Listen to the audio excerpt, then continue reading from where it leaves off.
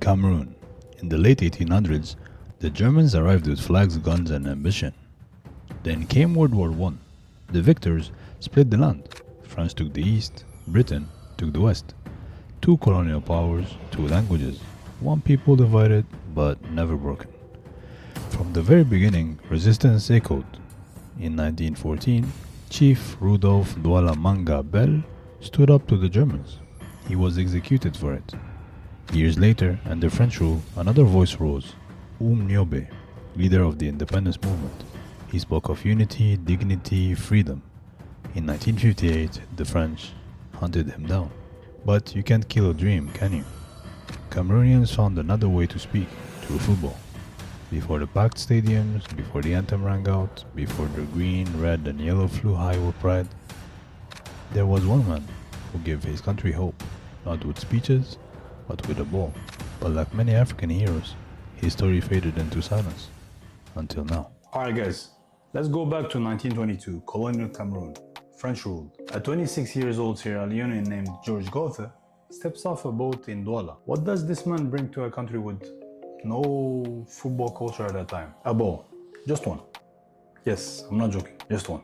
And later he said, after work, my cousin and I just kicked the ball around. At first, people were watching. It was something new to them. Then they just joined. So imagine guys, no goals, no kids.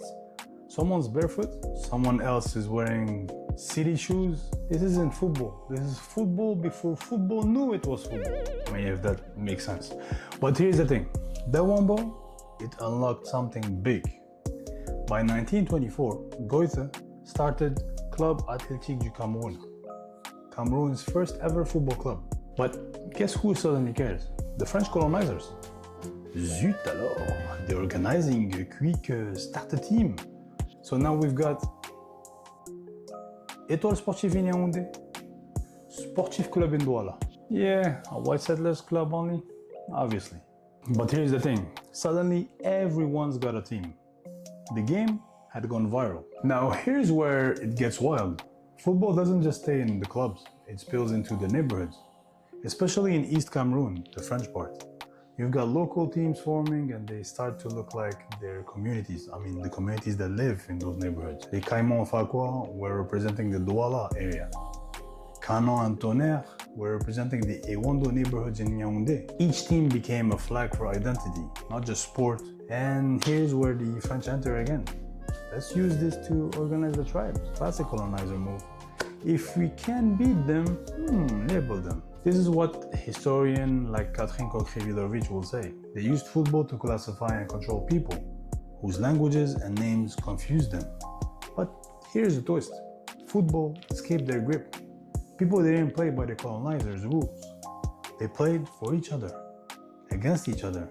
And from this fire, a king was born. So out of this crazy football scene, one name rose above the rest.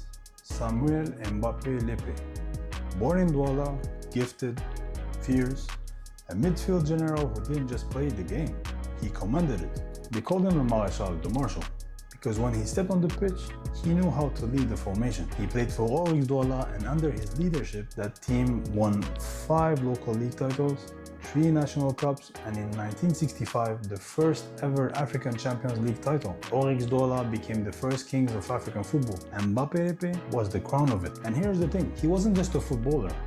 He was what Kylian Mbappé is now to young French kids. That same spark, same hope, that same anything is possible feeling to Cameroonians back then. Samuel Mbappé Léppé was the guy, and what made him legendary wasn't just the trophies, it was his simplicity, modesty. He didn't roll around with an entourage, he didn't act like he was better than anyone. He walked the same streets, ate the same food. People would offer him free coffee, hot meal just to say thank you. Because he stayed close to his people.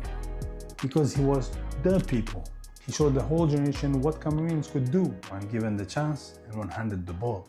But like so many icons, over time his name faded, overshadowed, forgotten, even in his own country. This is a story that says, before Milla danced to the corner flag, before Eto'o conquered Europe, before Cameroon shook the World Cup, Samuel Mbappé Léppé walked, so these guys could fly. He was proof that greatness doesn't always come with TV deals or $1 million contracts. Sometimes it comes from staying local and going legendary in your home country. So today, guys, the world knows Kylian Mbappé, the top tier striker, the World Cup winner, the face of brands, billboards, and billions. This guy played for France. But before him, there was another one that played for Cameroon. The other Mbappé was a man who never left his home, a man who built something from the ground up. Mbappé Léppé didn't play for fame, he played for pride. He didn't chase a legacy, he created one. And that's why, guys, I tell these stories, because these are not the kind of stories that will make the headlines. These are the stories that mix history and football. The pioneers are important in any country. And remember, all of that came from one guy that brought one ball, just one ball. Alright guys, thanks for watching. Don't forget to like, subscribe, and hope you liked it. See you on the next one. Assalamu alaikum.